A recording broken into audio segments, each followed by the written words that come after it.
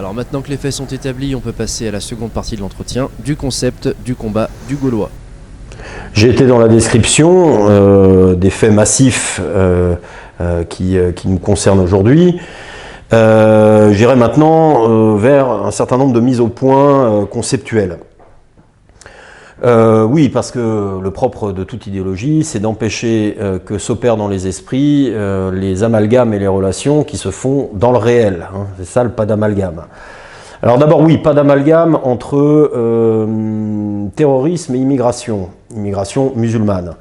Là aussi, on se moque du monde, hein, parce que on pourrait dire que première, deuxième, troisième génération, tous les djihadistes français sont des enfants de l'immigration. Et y compris d'ailleurs les Français de souche complaisamment exhibés par Daesh, dont la communication est vraiment une communication hyper moderne, 2.0, très efficace. Entre vous et nous, l'inimité et la haine sont apparues jusqu'à ce que vous croyiez en Allah seul. En terre de mécréance, comment osez-vous travailler dans cette terre de mécréance? On les a exhibés complaisamment, ils demeurent minoritaires. Mais avant de se djihadiser, il faut se ribériser. تقول لي الاخ الكريم اسمه روبين فرانك روبين بلال ما شاء الله تبارك الله اول مره يخش.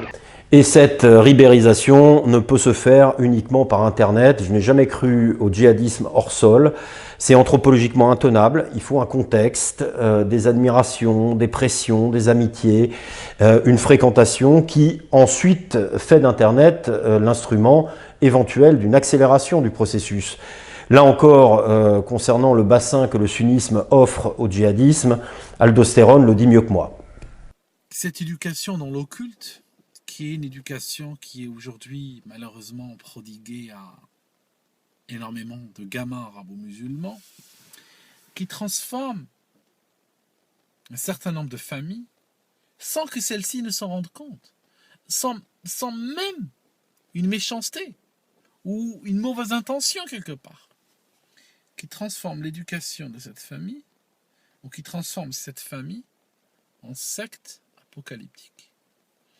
Mes amis, il y a des millions de familles arabo-musulmanes aujourd'hui en France et Navarre, et ailleurs, qui sont des sectes apocalyptiques.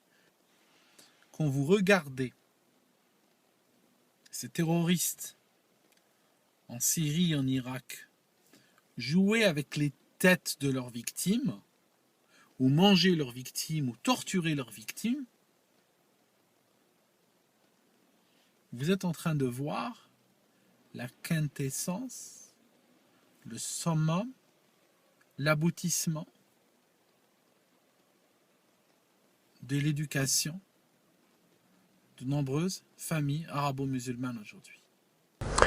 À l'opération qui consiste à réunir ce que l'idéologie voudrait maintenir séparé, ici djihadisme et immigration, il faut conjoindre l'opération inverse mais complémentaire qui consiste à séparer ce que l'idéologie voudrait à tout prix réunir.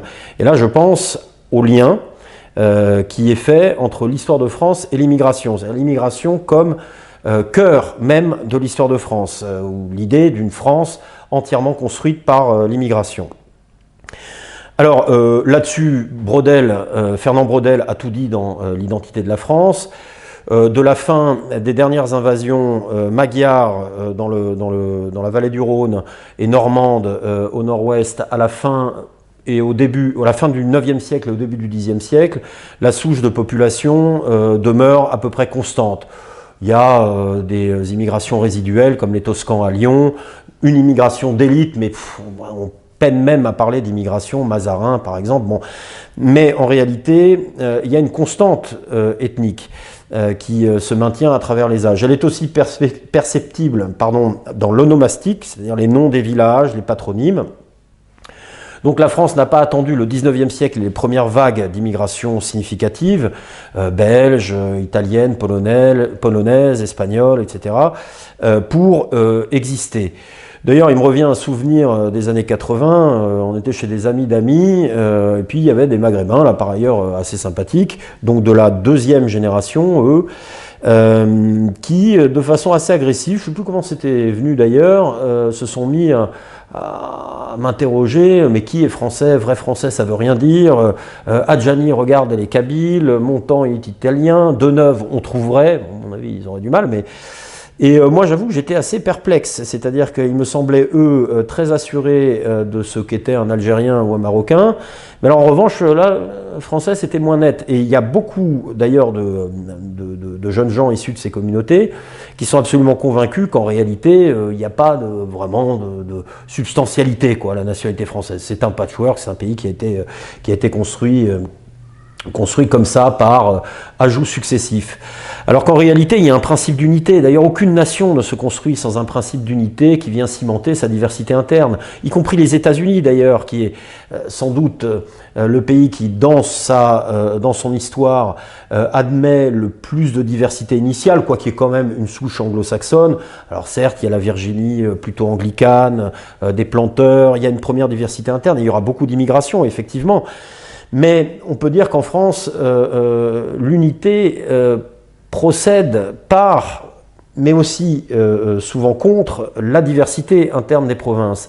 Mais sachant que cette diversité interne n'est quand même pas telle, certes la France aurait pu être découpée, d'abord ne pas exister, ça effectivement on peut le dire de toute nation, hein, une fois qu'on a dit ça on n'a pas dit grand chose, mais aurait pu suivre un dessin un peu différent, et pourtant on constate quand même que c'est le patron de la Gaule romaine, le patron gallo-romain qui persiste à travers les âges, avec la zone là qui était le domaine de Lothaire, hein, un des trois petits-fils de Charlemagne en conflit avec les deux autres, cette bande qui va de la Belgique en passant par Lyon, enfin le Lyonnais, etc., jusqu'au Piémont, qui elle est plus incertaine en effet, mais finalement il y a une forme de continuité.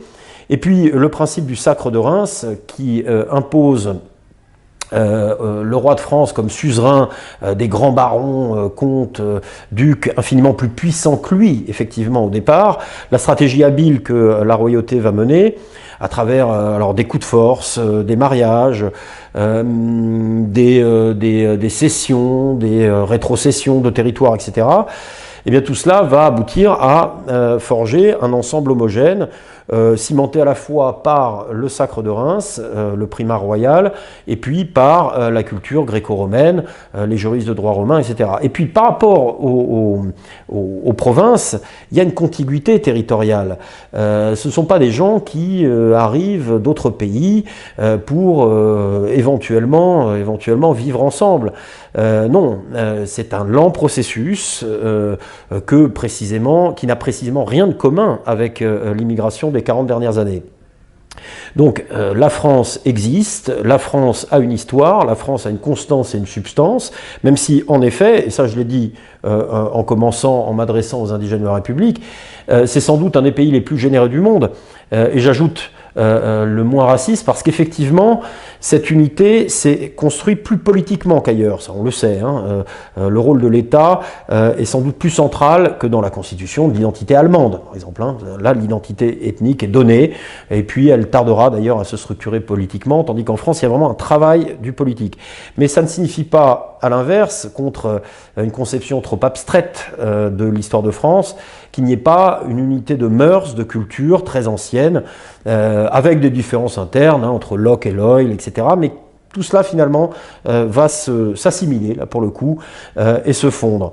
Alors, de ce point de vue-là, la conscience que se font les élites, je répugne à les appeler comme cela, plutôt les oligarchies post-nationales qui dirigent le pays, la conscience qu'elles se font de leur propre pays, de leur propre nation, est absolument consternante.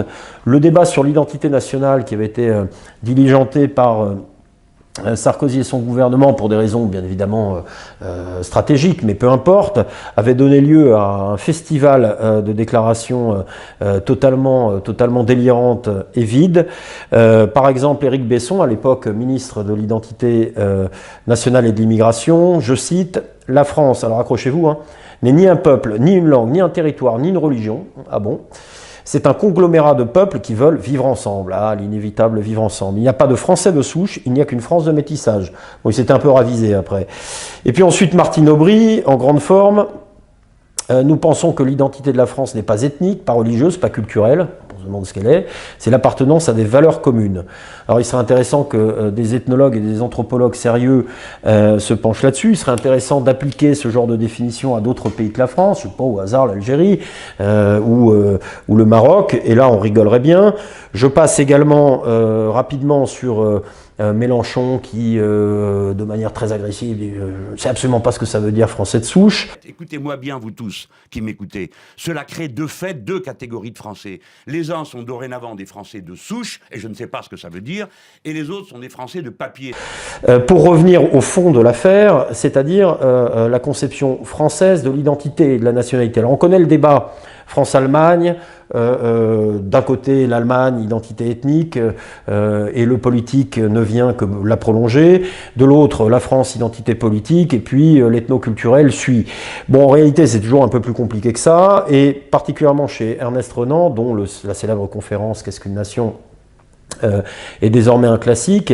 Il évoque en effet le plébiscite de chaque jour qui tire l'identité nationale plutôt du côté du projet, de la volonté présente, commune, mais sans jamais séparer ce plébiscite du legs qu'on reçoit indivis, c'est-à-dire vraiment l'héritage de souvenirs, de grandes figures, de héros, et aussi tout un tissu de mœurs qui précisément fait que si l'on veut vivre ensemble, ou si on veut pratiquer le plébiscite de chaque jour, eh bien il faut pour cela une adhésion commune au temps long. Alors bien évidemment, des Français récemment admis sur le territoire, ou des étrangers, pardon, récemment admis sur le territoire peuvent faire souche, ça s'est produit avec l'immigration européenne, mais indéniablement, il y a un problème de ce côté-là avec l'immigration extra-européenne que nous connaissons depuis 40 ans. Avec d'ailleurs des exceptions, je pense aux Asiatiques, qui finalement s'intègrent sans s'assimiler, mais dont certains des membres d'ailleurs, par le biais des mariages, s'assimilent carrément. Oui, alors à la légende immigrationniste d'une France entièrement bâtie par ces étrangers, s'ajoutait dans les années 70, 80, 90, et puis cette légende d'ailleurs se perpétue, une véritable légende noire, c'est-à-dire une mise en accusation permanente de la France, comme je le disais tout à l'heure, réduite à une longue chaîne de crimes, dans son passé, donc colonisation, collaboration, torture, etc. Et puis jugé discriminatoire, affreusement raciste au présent. Or, je le répète, la France est sans doute le pays le plus généreux avec ses étrangers qui puissent se trouver dans le monde, en tout cas l'un d'entre eux. Que je sache, il n'y a pas de discrimination aux allocations familiales, pas de discrimination à la scolarité, pas de discrimination dans l'accès à la fonction publique. Alors on évoque souvent l'embauche et le logement. Je veux bien imaginer qu'il puisse s'en trouver quelques-unes, mais en réalité la proportion paraît extrêmement faible. Il n'y a qu'à écouter d'ailleurs Malika Sorel, qui a été membre du Haut Commissariat à l'intégration, qui est assez édifiante là-dessus. On peut lire que les jeunes issus de l'immigration trouvent moins facilement un emploi, qu'ils sont plus discriminés. Il y a tout de même une réalité. Alors la réalité chiffrée, oui. Je vais citer celle de la HALD avant sa dissolution. Les chiffres de 2009 révélaient que plus de 11 000 plaintes en discrimination avaient été déposées. Seuls 8 ont fait l'objet d'un traitement pénal, 228 un véritable dépôt de plainte. Donc nous voyons bien là qu'en réalité nous sommes très loin du compte.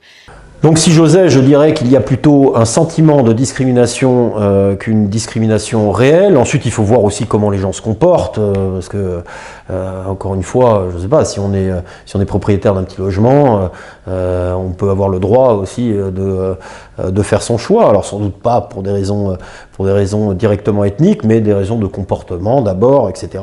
Donc, ça peut porter sur d'autres gens. Donc il y a une large part de fantasmes, également d'ailleurs concernant les profanations de mosquées, de synagogues, les actes racistes. Je le redirai tout à l'heure.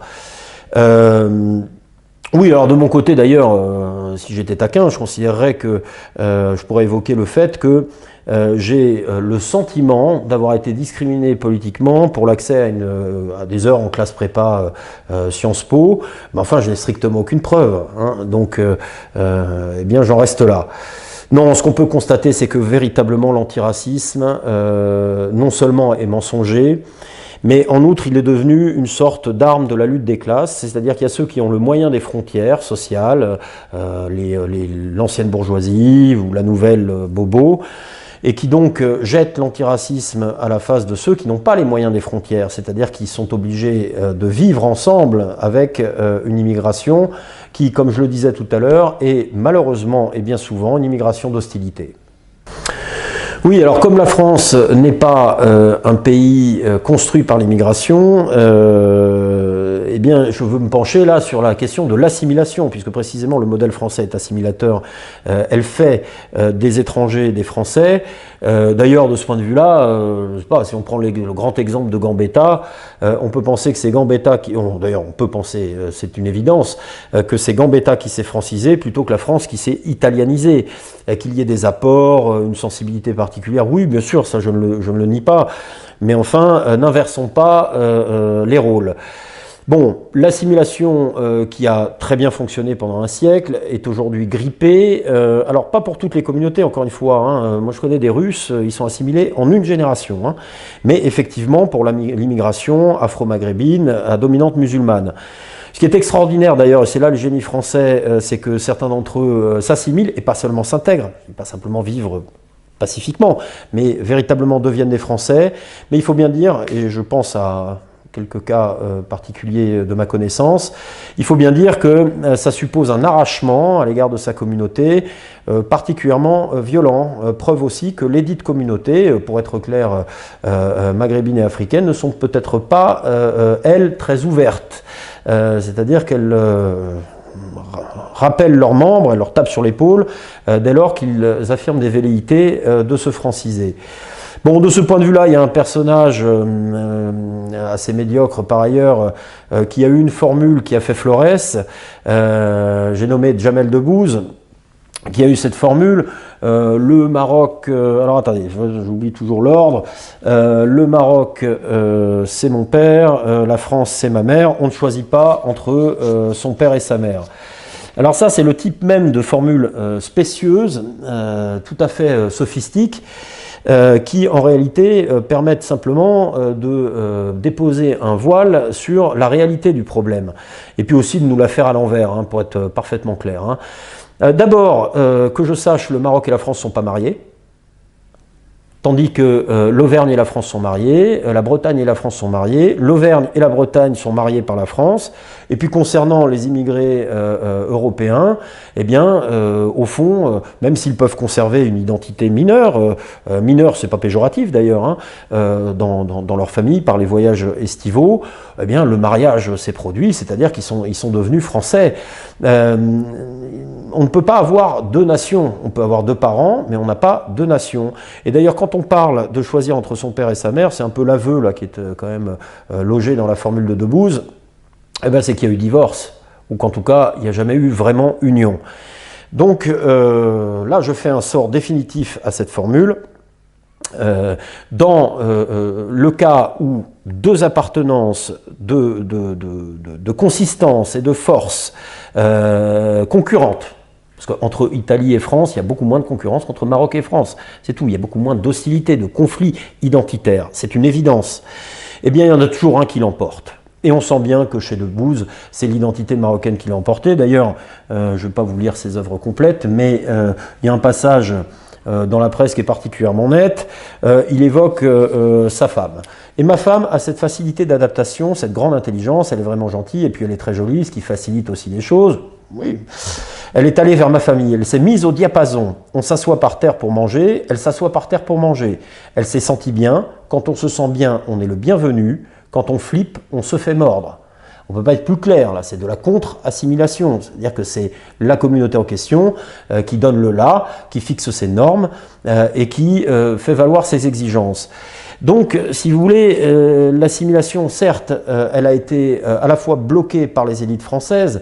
La dernière expression de ça, c'est le rapport Thuot sur la société inclusive. Alors là, carrément l'idéologie mise à nu, l'idéologie post-nationale mise à nu, puisque il s'agit véritablement de mettre à égalité toutes les cultures des étrangers arrivant sur notre sol, sans faire valoir le primat de la culture française. Et puis il y a une hostilité, quand même évidente que j'ai évoquée à plusieurs reprises. D'ailleurs, je laisse un type qui, dans la suite des attentats, a fait un peu parler de lui sur Internet, un Maghrébin qui le dit mieux que je ne saurais l'exprimer. Tu fermes ta gueule et tu marches, tu suis la foule de bouffons. Voilà, parce qu'on est tous des bouffons. Mais si tu ouvres ta gueule et derrière tu fais rien de carré, moi je comprends pas. T'es pas content, la France, ceci, cela, mec, barre-toi au bled. Alors, vous êtes pas content de quoi? C'est vous qui bouffez le système. Vous êtes là, vous dites, vous êtes en train de niquer la France. Mais la France, c'est rien, la France. La France, c'est une coquille vide. C'est les Français qui font qu'il y a la France. Tu crois quand t'es là que t'es en train de gratter le RSA, quand t'es en train de taffer au black à côté? Tu crois que tu niques qui? Tu niques la France? Non, tu niques nos impôts.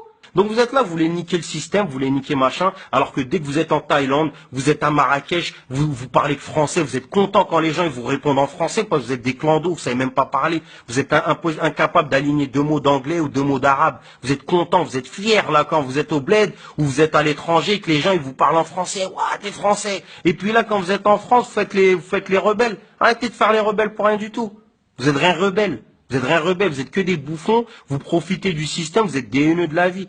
Vous êtes des haineux de la vie, que des voleurs. Vous voulez que les gens ne fassent pas d'amalgame, ils ont raison de faire de l'amalgame. Qu'est-ce que vous faites? C'est à nous de nettoyer l'islam ici. C'est à nous de nettoyer l'islam. C'est ça, c'est bien sûr, ils ont raison de faire des amalgames. On n'est pas content quand Echel Goumi parle. Mais Echel Goumi, moi, il me fait rigoler, on s'en fout. C'est marrant. Heureusement qu'il n'y a pas de musulmans qui parlent à la télé, on est nuls, on sait pas parler. Je préfère quand mes potes athées, mes potes chrétiens, ils parlent mieux que nous, ils nous défendent mieux que nous. À parler dans ton confort là, dans ton 200 mètres carrés, t'as gratté grâce aux allocs, t'es là, on les voit aussi dans les reportages, ils sont là, ils ont les peu qui grattent des pavillons, ils viennent, ils construisent 5-6 blocs et ils mettent dedans des sans-papiers, des Pakistanais, ils leur disent combien de rembourse la CAF pour le loyer? 800 €, bah tiens c'est 800 €, voilà.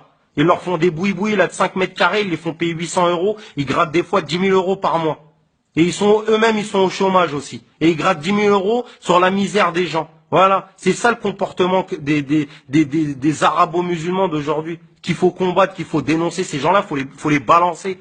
Faut les balancer aux flics pour nettoyer. C'est comme ça qu'on nettoie l'islam. Voilà. Donc réveillez-vous, arrêtez de croire que les gens, ils sont racistes. Les gens, ils sont pas racistes. Il y a des racistes. Mais nous-mêmes, on est les plus grands racistes. Nous-mêmes, on met le Karcher, on met le lave-vite dès qu'on voit un Rome qui s'approche pour essayer de nettoyer notre pare-brise. Il a des habits sales et on nettoie le pare-brise pour pas lui donner 50 centimes. Nous-mêmes, on est des racistes. Dès qu'on voit nos frères, nos sœurs, dès qu'ils veulent se marier, c'est des musulmans, un Sénégalais avec une Algérienne ou quoi que ce soit, les mecs, ils se font boycotter par leurs parents. Nous-mêmes, on est racistes. Oui, on peut reprendre là la formule de De Gaulle. Si une communauté n'est pas acceptée, c'est parce qu'elle ne donne pas de bons produits, sinon elle est admise sans problème. Si elle se plaint de racisme à son égard, c'est parce qu'elle est porteuse de désordre. Quand elle ne fournit que du bien, tout le monde lui ouvre les bras. Voilà, faut inverser l'ordre des perceptions, parce que c'est De Gaulle qui a raison. Mais il ne faut pas qu'elle vienne chez nous pour imposer ses mœurs, sinon elle va provoquer du racisme. Donc de ce point de vue-là, les militants francophobes qui s'estiment discriminés dans ce pays, qui le considèrent raciste, eh bien, ont tort, c'est de leur faute. Voilà, c'est de leur faute s'ils ne sont pas acceptés parce qu'ils ne veulent pas s'assimiler. Donc il n'y a strictement rien d'autre à dire. D'ailleurs, de ce point de vue-là, dans les pays arabes, on peut constater que le nationalisme laïque a largement élevé le niveau et qu'au fond, c'est ce qu'il faudrait faire en France, mais alors ça suppose des méthodes kémalistes ou nassériennes que je crois tout le monde n'est pas prêt à accepter. Et puis alors quant à la question de la mauvaise volonté, si vous voulez, des uns et des autres, j'en veux pour preuve tout de même la manif pour tous. Sur un thème sociétal, comme on dit, ou sur un thème qui concerne les mœurs, les arabo-musulmans de France avaient une occasion historique de se rapprocher des catholiques pour former un front de la foi auquel je n'ai jamais cru, d'ailleurs pour moi c'est une foutaise, mais ils avaient une occasion historique de dire que à leurs conditions, là, pour le coup, parce que ça ne leur en demandait peu. Il est spontané d'être anti-mariage homosexuel dans la communauté musulmane. Sinon qu'on vienne m'apporter la contradiction, hein, et puis on rigolera. Donc, sur leur propre base, sur une base avec une dimension spirituelle, cultuelle, ou plutôt morale, ils avaient l'occasion d'adresser un signe au peuple français, ils ne l'ont pas fait, ils étaient archi-minoritaires dans les manifs, que voulez-vous qu'on y fasse, hein? Moi, je ne me sens pas du tout le devoir de tendre la main en permanence à des gens qui ne la saisissent pas. De ce point de vue-là, si même sur cette base, donc Manif pour tous, ils ne se rapprochent pas des Français, considérant sourdement, hein, je ne suis pas né de la dernière pluie et je les connais un peu, qu'en substance, il s'agissait d'une affaire de blancs dégénérés, hein, voilà, qui marient les homosexuels, etc. Et bien, s'ils ne le font pas sur cette base-là, sur quelle base le feront-ils ? Oui, je voudrais poursuivre là sur ces amalgames qu'on nous interdit de faire entre islam et violence politique. Il est absolument évident que ce lien existe dans les textes eux-mêmes. Moi, j'ai beaucoup lu d'ailleurs, j'ai lu le Coran, j'ai lu une partie de la Sunna, j'ai lu un grand nombre de textes favorables à l'islam qui m'ont tous confirmé dans cette évidence. Alors ensuite on dit oui, mais il n'y a pas que la religion qui soit pourvoyeuse de violence. Non, bien sûr, il y a les intérêts nationaux, les Grecs se font la guerre. Simplement, la violence religieuse est d'un autre type, puisqu'elle introduit un facteur d'absoluité, d'illimitation, de transcendance, qui n'admet pas précisément le calcul rationnel des intérêts nationaux, le partage des territoires lui-même, tant soit peu rationnel, ou en tout cas correspondant à un certain équilibre des forces. Bon voilà, alors quant à la spécificité de l'islam, c'est un universalisme, dit-on parfois, de conversion, forcée ou non, et de conversion à une loi qui reproduit en réalité entre les infidèles, les koufars, et les croyants, la même frontière, la même hiérarchie qu'entre juifs et goy dans le judaïsme. Il n'y a pas du tout la même dignité, bien évidemment, dès lors qu'on est un infidèle, on est ontologiquement inférieur, pour ne pas dire destructible. Donc ça c'est le premier point. À cet égard, d'ailleurs, le seul universalisme réel dans le domaine de la spiritualité, à mes yeux, c'est le catholicisme, qui est un universalisme de grâce et de pardon, et qui, s'il est un messianisme, est, ou devrait rester, un messianisme spirituel, dans l'au-delà. Bon, ça c'est le premier point. Le deuxième point, c'est qu'il s'agit, comme le judaïsme, parce que là, si on lit les textes de Jean Solaire, par exemple, c'est parfaitement clair, d'un messianisme temporel, de conquête. La guerre est un acte de foi, un témoin de foi. Donc, ça n'est pas par hasard d'ailleurs que Dalil Boubaker, recteur de la mosquée de Paris, grande figure du cléricalisme musulman aujourd'hui, fera cet aveu sur RMC. Mais il avait l'air peut-être trop tôt le matin, là, je ne sais pas s'il a bien contrôlé ce qu'il disait. Au-delà du fait religieux, l'islam est devenu un phénomène politique ? Est un phénomène absolument sociopolitique. Sociopolitique. Et c'est une idéologie de lutte, c'est une idéologie d'agression, d'idéologie Mais je vous sens dépassé, là, Dalil Boubaker. Mais nous l'avons dit depuis longtemps que l'intégrisme, le militant, qui commence par le militantisme de base, qui touche des populations, ce sont des phénomènes populaires où il n'y a pas véritablement un élément moteur, mais il y a là un dérapage, une dérive générale, mondiale.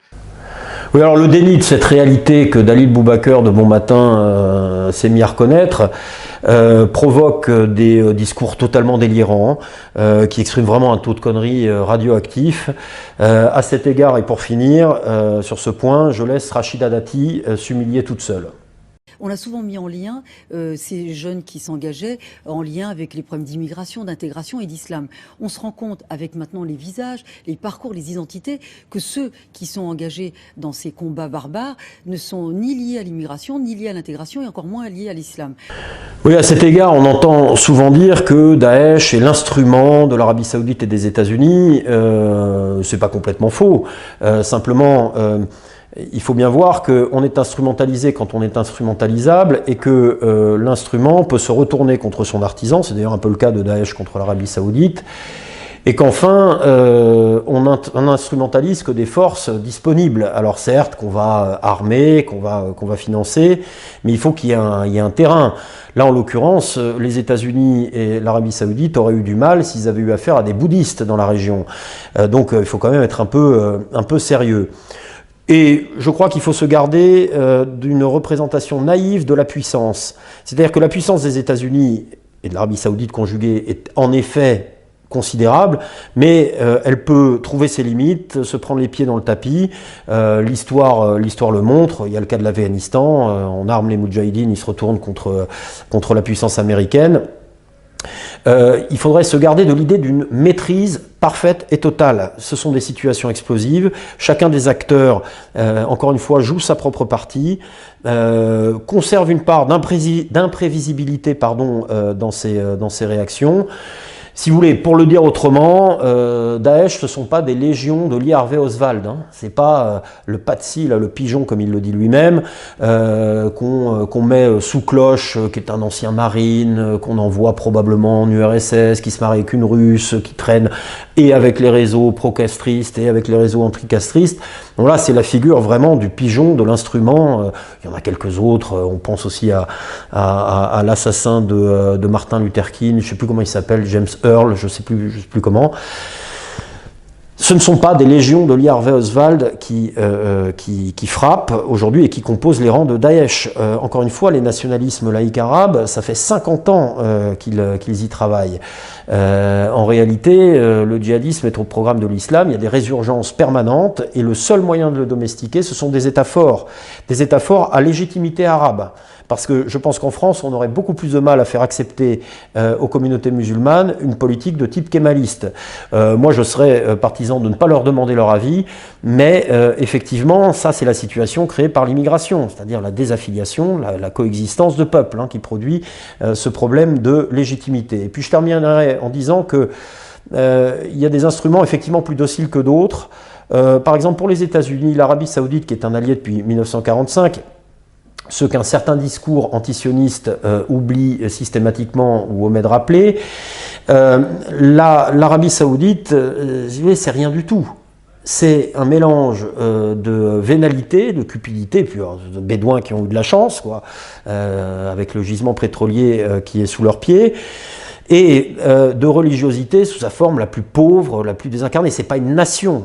Il est bien plus difficile d'en user avec l'Iran, même si les États-Unis ont mené une politique sous le Shah, etc. Mais on voit bien qu'il est beaucoup plus difficile de domestiquer une nation pluriséculaire qu'une espèce de pays demi-hors-sol, peuplé de gens qui n'ont qu'une conscience très pauvre d'eux-mêmes et du monde.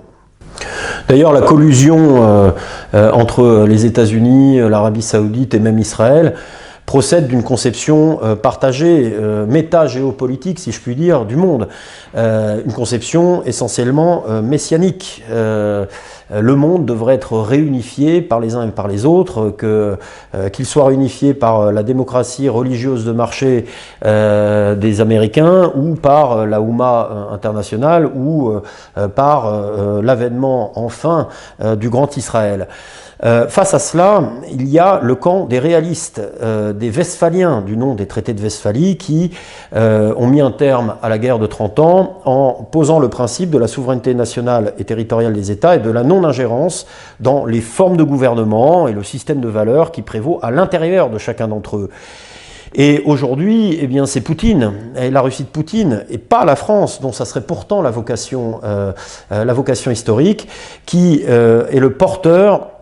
C'est Poutine qui est le porteur de cet esprit de réalisme westphalien. Et d'ailleurs, oui, j'ai oublié de le dire dans la bio, je lui ai consacré un ouvrage, Vladimir Bonaparte Poutine, paru en 2014 aux éditions Perspectives Libres, dans lequel, par l'analogie avec Bonaparte, je mène un billard à 3 bandes entre la France du Consulat, la Russie de Poutine et nous. Et effectivement, je crois y faire apparaître, avec des données à l'appui, parce que j'ai fait aussi un gros travail documentaire, c'est un essai, c'est un pamphlet, il y a des portraits biographiques, mais c'est aussi un gros travail de documentation que j'ai mené principalement sur la période des années 90 jusqu'à 2008-2009, Poutine est véritablement un westphalien, ce qui est intéressant d'ailleurs, parce qu'il est formé sous l'Union soviétique, qui portait un messianisme prolétarien, disons, mais il a vraiment opéré sa mue nationale réaliste. Alors, qui est un bon musulman? Alors ça aussi, c'est une question qui donne lieu vraiment à des discours qui donneraient presque envie de passer à la violence. Je veux dire par là que quand on entend la crétine là, des grandes gueules sur MC face à un imam. Bonjour Monsieur Zekri. Oui, bonjour. Président de l'Observatoire contre l'islamophobie. Vous êtes secrétaire général du Conseil français du culte musulman. Tout à fait. Et vous aviez été à l'organisation de l'inhumation de Mohamed Merah à Cornebarieux. Que doit-on faire là en ce qui concerne les hommes et femmes de Paris? Écoutez, j'ai entendu vos intervenants. Bon, quand on dit il ne faut pas l'enterrer dans une fosse commune, pas dans le carré musulman, donc il faut l'enterrer où? Mais même, excusez-moi, moi je suis choqué qu'il soit enterré dans un carré musulman. À partir du moment où vous l'enterrez dans un carré musulman, c'est que vous reconnaissez qu'il est musulman. Donc arrêtez de dire qu'ils ne sont pas musulmans. Ils ne peuvent pas ne pas être musulmans quand ils se font sauter, et quand ils tuent les gens, et quand on les enterre, redevenir musulmans. C'est un musulman terroriste, madame. Vous voulez qu'on le mange? Mais non, c'est pas ce que je vous dis. Je vous dis simplement déjà, un cimetière, c'est un cimetière laïque. Pourquoi il y a des carrés musulmans? Non, je regrette, il n'y a pas de laïque, parce que ce moment-là, s'il était laïque, excusez-moi, monsieur, s'il était laïque, on mélangerait les catholiques et les musulmans et les juifs ensemble. Je ne comprends pas, c'est mon opinion, je suis choqué que vous les enterriez dans un carré musulman. On se dit que c'est véritablement l'imam qui a raison, et d'ailleurs, il a raison. Il a raison. Ça n'est pas aux athées ou aux catholiques, ça n'est pas à ceux qui ne sont pas musulmans de déterminer qui est bon ou mauvais musulman. On peut tout à fait définir ce qu'est un musulman, de notre point de vue, et parce qu'il y a aussi des critères d'appartenance objectifs. Mais décerner les bons points d'islamité, ça n'est absolument pas à nous de le faire. Et puis en plus, on est dans le domaine du dogme, donc avec toute la confusion, en plus, alors un dogme extrêmement profus, puisque la sunna est une tradition tentaculaire, il y a des jurisprudences. En outre, l'islam... Oui, alors, je vois ça dans l'ordre. On est d'abord dans le domaine du dogme religieux. Le dogme religieux s'interprète. Mais il y a l'autorité d'un texte, un texte qui peut être très confus, obscur, ou au contraire parfaitement explicite. On n'est pas dans le domaine de la rationalité. On pourrait dire d'une certaine manière qu'un mauvais mathématicien est un faux mathématicien, même s'il jouit du statut de mathématicien. Mais s'il fait des erreurs grossières, il perd la dignité de mathématicien. Dans le domaine de la foi, d'abord il y a des procédures de pénitence, de rachat, etc. Il n'en va absolument pas de même. C'est l'observance du culte dans certains cas, c'est la référence au texte, parfois c'est autodéclaratif. Donc on est là dans un domaine qui ne concerne pas une pensée rationnelle. À cet égard, il faut dire encore que le catholicisme est tout de même mieux structuré, puisque c'est une institution, et donc c'est l'Église qui détermine qui est bon catholique et qui ne l'est pas. C'est un point d'appui, disons. Tandis que l'islam a ce point commun avec le protestantisme, qu'il est d'une certaine manière un immanentisme de l'autorité. Enfin, c'est-à-dire l'autorité émane comme ça des communautés. Je pense par exemple dans le contexte protestant américain à cette protubérance ou cette inflation d'église. Il y a même George Foreman, le célèbre adversaire de Mohamed Ali lors du combat de Kinshasa, qui est devenu pasteur. Il vend des barbecues, il est pasteur. Bon, et bien dans l'islam, il en va un peu de la même manière. Hein. Il y a des autorités comme ça qui émanent sur un mode un peu charismatique. Donc ça fait toute une population avec une diversité interne. Moi encore une fois, j'ai lu beaucoup sur l'islam, mais j'ai pas besoin de subtilité théologique pour désigner ce qu'est un bon musulman, justement, bon ou mauvais. C'est pas mon problème. Celui qui est mauvais, moi, c'est celui qui m'agresse. C'est le seul critère. Mais sinon, il y a quelques critères objectifs. D'abord, la profession de foi, le statut des femmes, la référence au Coran et à la Sunna, et au bel exemple du prophète. Le djihad, je le disais, au cœur de la conception musulmane du monde. Et puis il faut bien dire que l'arabité, même s'il y a des arabes chrétiens, bien sûr, Mais le fait musulman, pour ce qui nous concerne, est largement parallèle ou homogène avec le fait arabe. D'ailleurs, il est très difficile aujourd'hui d'être arabe sans être musulman. Les cas d'apostasie, de conversion sont très durement réprimés en interne par cette communauté. Et puis à l'inverse, sinon, il faut se ribériser si on veut l'intégrer et qu'on n'est pas soi-même arabe. Et je suis content d'être avec une fille maghrébine qui est d'origine algérienne et voilà, quand j'ai la possibilité d'aller en Algérie, c'est avec beaucoup de plaisir, beaucoup de bonheur parce que j'adore l'Algérie et j'adore beaucoup de pays musulmans et c'est vrai que comme je dis, je suis fier d'être musulman. Donc, si vous voulez, moi je pense que là le critère est très clair sur un plan politique, distinction de l'ami, de l'ennemi et de l'étranger ami ou de l'étranger ennemi, et musulman celui qui appartient à l'Aouma, pour nous largement arabo-musulmane, est un musulman ennemi, celui qui non seulement prend les armes contre la France, mais soutient ceux qui prennent les armes contre la France, et puis fait primer la loi coranique et l'Aouma sur la loi de la République et la communauté nationale française. Alors le tragique ou le pathétique de notre époque, c'est que de la même manière qu'on vient nous expliquer que on ne sait pas bien qui est musulman ou qui ne l'est pas, alors que c'est parfaitement clair, on en vient à ne plus savoir exactement, ou en tout cas à faire en sorte qu'on ne sache plus exactement ce qu'est un Français. Alors, la nationalité, de façon générale, c'est un fait global qui a trois dimensions. Une dimension juridico-politique, une dimension éthico-civico-morale, si on veut, et puis une dimension identitaire, culturelle, affective, liée à un ensemble de souvenirs. Donc aujourd'hui, ce qui s'est produit ces 40 dernières années au moins, c'est qu'on a mis l'accent sur une conception exclusivement juridico-administrative de la nationalité. Ce qui fait que sont titulaires de la nationalité française des gens qui ne partagent ni un certain ethos, une certaine manière d'être, les mœurs, comme je disais, ni une identité dans le temps long, et qui ne sont titulaires que d'une nationalité abstraite d'une certaine manière. Et qui peuvent aller jusqu'à développer des comportements inimicaux à l'égard de la nation à laquelle ils sont supposés appartenir. Là-dessus d'ailleurs, je peux parler un peu de mon cas, un autre élément de biographie, je suis né au Danemark, il se trouve que je suis né au Danemark.